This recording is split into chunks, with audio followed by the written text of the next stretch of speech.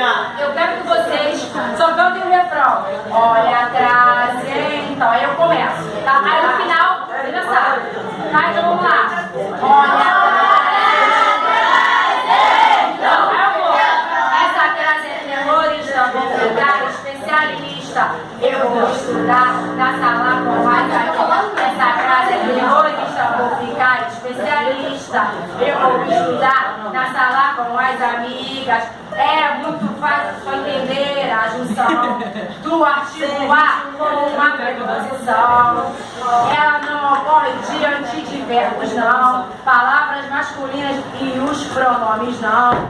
Olha atrás, então. Palavras femininas também, não. Na nossa casa, nosso lar também. Não, não.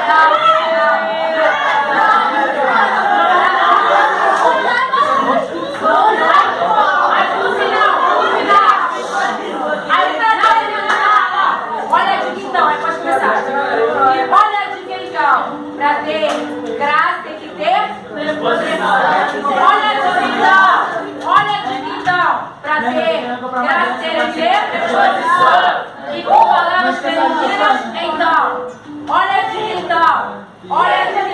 Pra ter graça tem que ter preposição.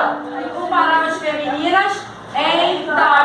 Olha a crase, então. Então olha só, agora o finalzinho. Então,